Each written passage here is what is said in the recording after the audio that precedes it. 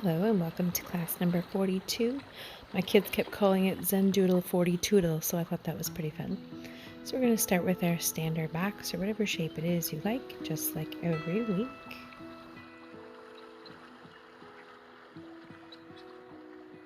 And then I'm just going to separate this box. You can do it however you want. I'm just going to kind of do a double arched line here. You can put it in any direction you want to. I'm going to start out with the big grid pattern at the bottom, a larger grid pattern. So these are probably about 1/2 inch apart, maybe a little less. And I'm just going to do them horizontally across. Again, yours can go in any direction. I'm going to do the same thing going vertical with similar spacing. So this one might start a little bit smaller, but as I go across, I want to kind of keep that same 1/2 inch spacing between my columns. That one got a little skinny, but you get the idea. It doesn't matter if it's perfect or not. You just kind of want to get it something like that. On top corner here, I'm going to do a diagonal, the same type of grid pattern. I'm going to make my lines closer together, and I'm going to do it on a diagonal. So it's entirely up to you how you want to do it. If you want to keep your pattern all in one direction and not split your box or shape, that's totally fine. I'm going to do the other side using again the same spacing from this top section as well, or as close as I can. Some of them are a little bit off, but oh well.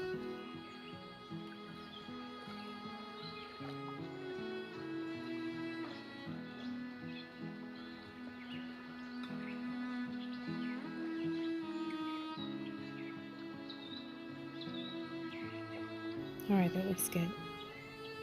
I'm just going to start on this bottom section. I'm going to do the same pattern in both sections, but I'm going to make this a larger one so you can kind of get the idea. Going on a diagonal, I'm going to basically draw another box inside of these squares, or rectangles if yours happen to be more rectangular, it's fine. Some of these little pieces that go along this edge, I won't see too much of it. And it's easy to get confused. So basically you're just going to go on a diagonal or do a checkerboard type pattern with this extra box in there.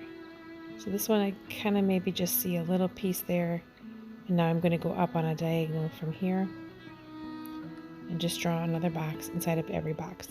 You don't want to, the key to it is making the spacing around the box.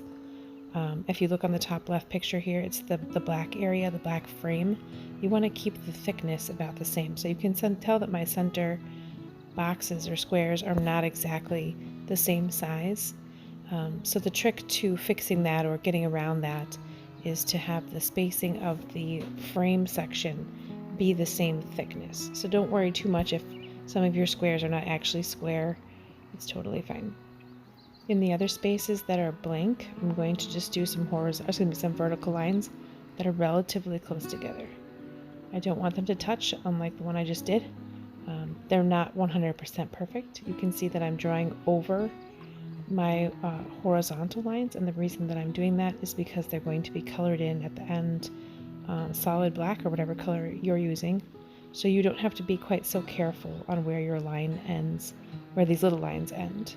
Just fill them in, keep your spacing consistent with these vertical lines. If you want to go horizontal or do something else in these other boxes, that's entirely up to you.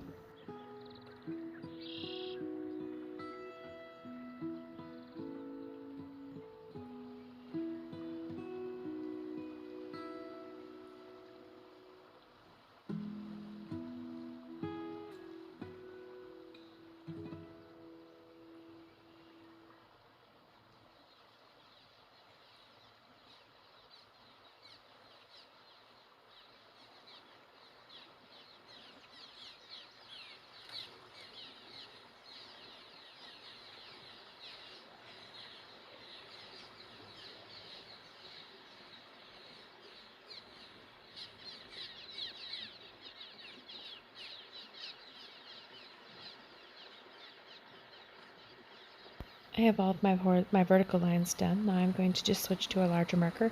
If all you have is a pen, then just keep going with that. Or go find another marker that you can use.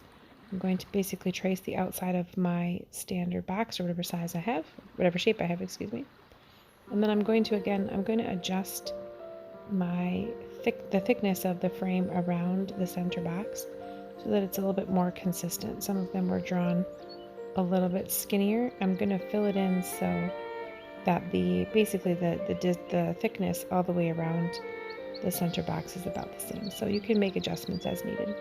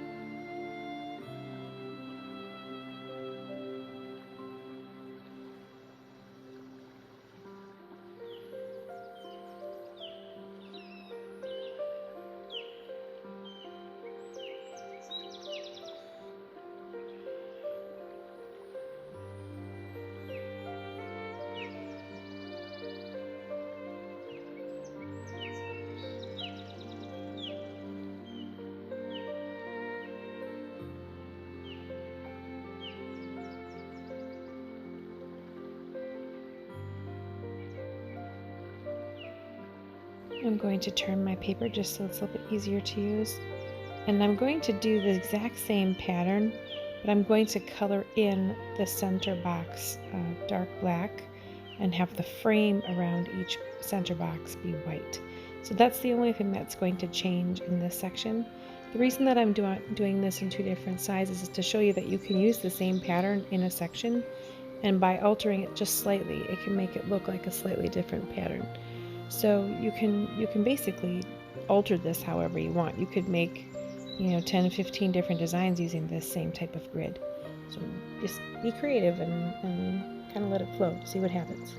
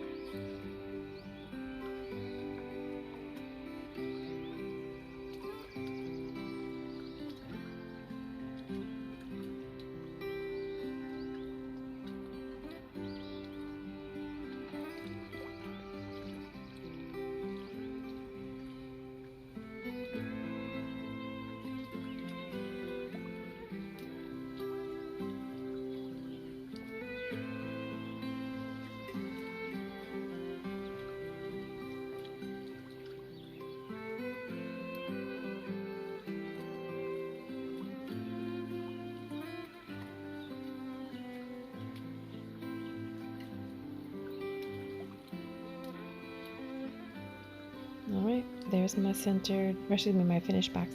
That center line that I drew through there, you can do whatever you'd like with that. We can just leave it, or you can color it in, whatever you want to do. I'm going to draw another box. This one is terribly not straight, so disregard my lack of straight lines here. Oh well. So now I'm going to, I think I'm just going to go straight across with this one. I'm going to do another grid. I'm going to make these a little bit bigger, or about the same spacing as the first set that we did, maybe a little bit bigger, but it's up to you. I wouldn't go too huge, but don't go too small either. You can also go on a diagonal, that's just fine.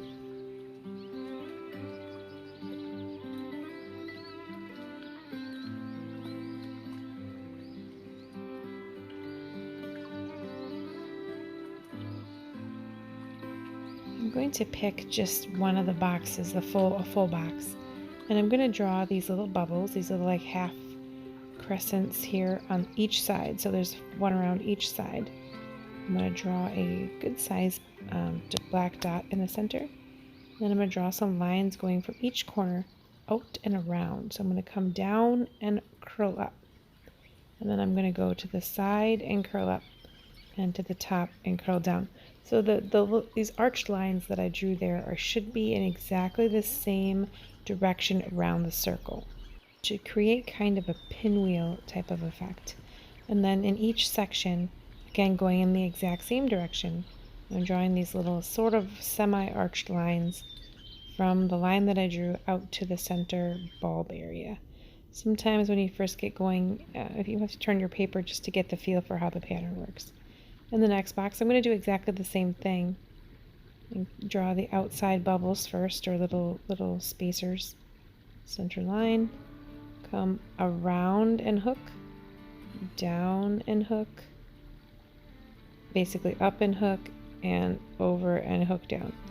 And then I'm going to draw the lines from the line I drew back out to the outside.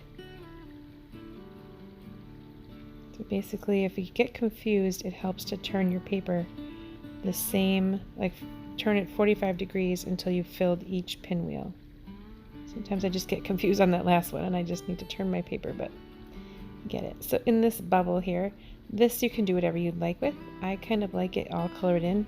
I don't like to see that center line, so if you kind of are with me and don't like to see that center line but don't necessarily want to color that in, if you do your grid in a pencil, then you can go back and erase the pencil after you have everything drawn. Then you could have these little bubbles be white, or add color, or whatever it is that you want to do with that section. So I'm just going to keep going with this exact same pattern throughout all the sections.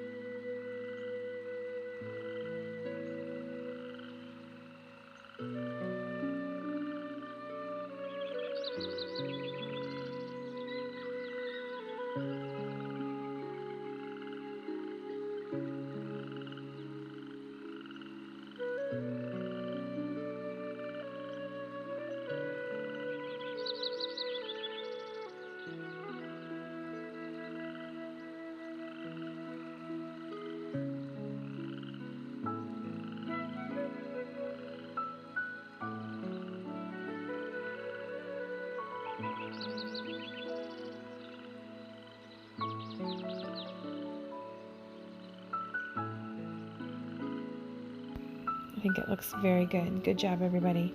So now I'm going to we're going to do a fun one. And this can be anything that you want to do with it. So you're going to start with kind of a curled mustache. So it's going to kind of be a little mountain with some curly pieces here. You don't want to make these too small. And then you're going to draw an arched line down. And then from this loop, you're going to go right to the point like that.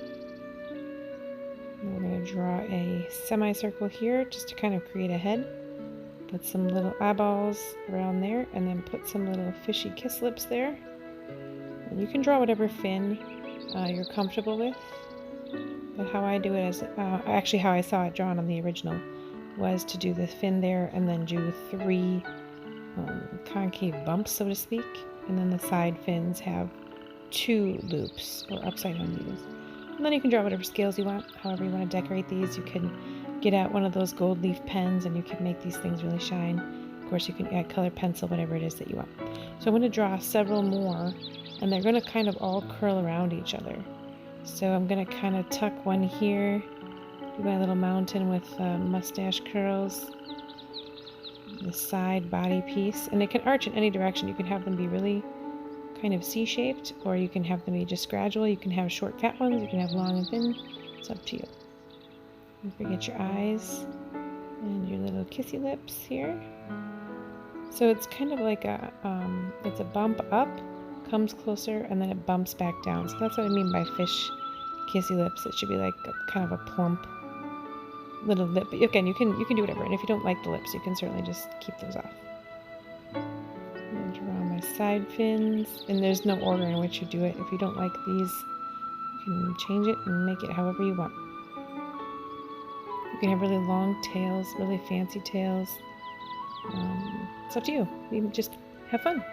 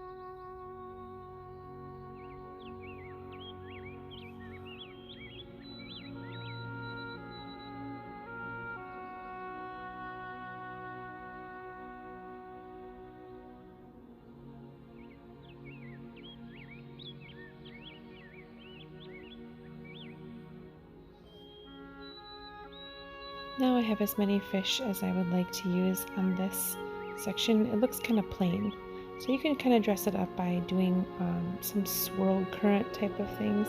So you can just fill it in however it feels good. You just kind of come down and swirl inside. Just make sure you leave a gap around the fish. You don't want to have any or have so many that they're tucked in there and you lose the detail of the actual fish themselves. So you wouldn't want to put, really huge ones right in between. You could do this in color too. So if you had like a light blue or, a light gray color, so you can do anything. So it's up to you what you want to do with it. How you can use these in a Zentangle or Zendoodle that you do. You can actually use these little fish as a fill for a section. So you can do a whole bunch of fish that just kind of come and go through your section. You could use a couple of fish as maybe a border or that stick out from the edge of a pattern. You can use it as anything, kind of like a medallion or a centerpiece through a section. So it's entirely up to you how you choose to use these little fishies. And of course you can just draw them just for fun because they're really easy. They're really, really cute. And people will think you're amazing because you can do something so cool. I hope that you enjoyed our patterns for today. I hope that you're having a great week. And I hope to see you virtually again next Thursday. Bye-bye.